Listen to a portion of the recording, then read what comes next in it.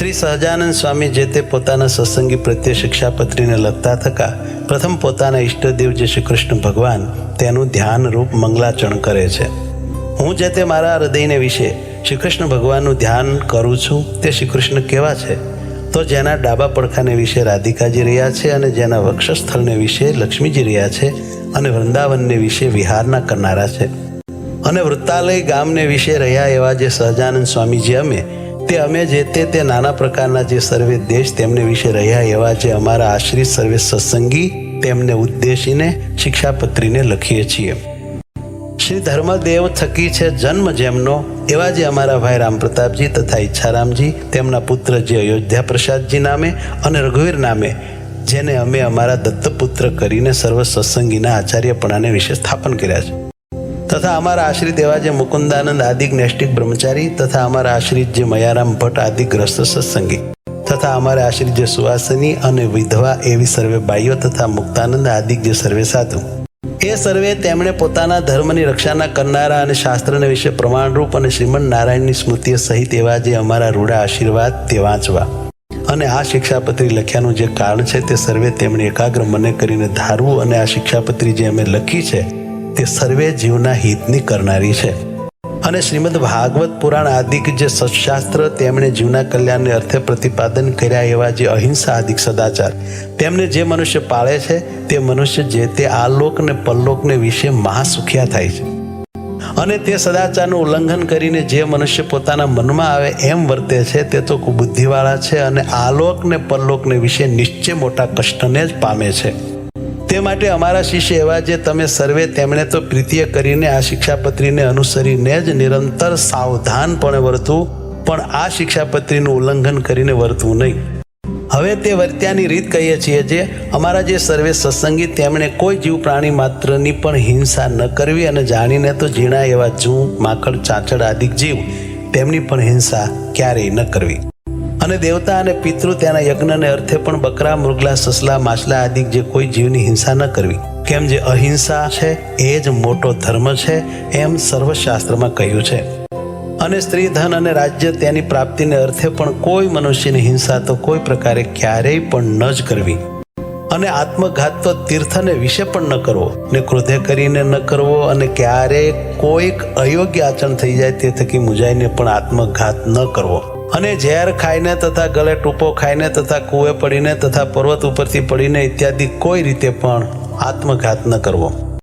અને જે માંસ છે તે તો યજ્ઞનું શેષ હોય તો પણ આપતકાળમાં પણ ક્યારેય ન ખાવું અને 3 પ્રકારની સુરા અને 11 પ્રકારનું મદ્ય તે દેવતાનું નૈવેદ્ય હોય તો પણ ન પીવું અને ક્યારેક પોતા વતે કાંઈક અયોગ્ય આચરણ થઈ ગયું હોય અથવા કોઈ બીજા વતે અયોગ્ય આચરણ થઈ ગયું હોય તો શસ્ત્રાદિકે કરીને પોતાના અંગનું તથા બીજાના અંગનું છેદન ન કરવું અથવા ક્રોધે કરીને પણ પોતાના અંગનું તથા બીજાના અંગનું છેદન ન કરવું અને ધર્મ કરવાને અર્થે પણ અમારા સત્સંગી કોઈએ ચોરનું કર્મ ન કરવું ધણિયાતું જે કાષ્ટ પુષ્પ આદિક વસ્તુ તે તેના ધણીની આજ્ઞા વિના ન લેવી અને અમારા આશ્રિત જે પુરુષ તથા સ્ત્રીઓ તેમણે વ્યભિચાર ન કરવો અને જુગઠું આદિક જે વ્યસન તેનો ત્યાગ કરવો અને ભાંગ મફર માજમ ગાંજો એ આદિક જે કેપ કરનારી વસ્તુ તે ખાવી નહીં અને પીવી પણ નહીં અને જેના હાથનું રાંધેલ અન્ન તથા જેના પાત્રનું જળ તે ખપતું ન હોય તેણે રાંધેલ અન્ન તથા તેના પાત્રનું જળ તે શ્રી કૃષ્ણ ભગવાનની પ્રસાદી ચરણામૃતના મહાત્મ્ય કરીને પણ જગન્નાથપુરી વિના અન્ય સ્થાનકને વિશે ગ્રહણ ન કરવું અને જગન્નાથપુરીને વિશે જગન્નાથજીનો પ્રસાદ લેવાય તેનો દોષ નથી અને પોતાના સ્વાર્થની સિદ્ધિને અર્થે પણ કોઈને વિશે મિથ્યા અપવાદ આરોપણ ન કરવો અને કોઈને ગાળ તો ક્યારેય ન દેવી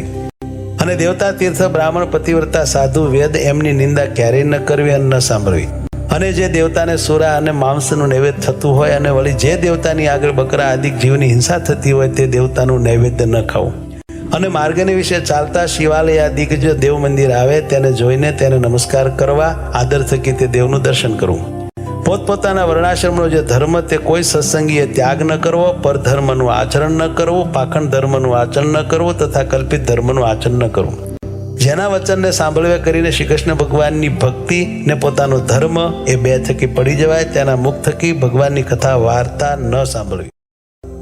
જે સત્ય વચન બોલવે કરીને પોતાનો દ્રોહ થાય તથા પારિકો દ્રોહ થાય એવું જે સત્ય વચન તે ક્યારેય ન બોલવું જે કૃતજ્ઞ હોય તેના સંગનો ત્યાગ કરવો, વ્યવહાર કાર્યને વિશે કોઈની લાંચ ન લેવી.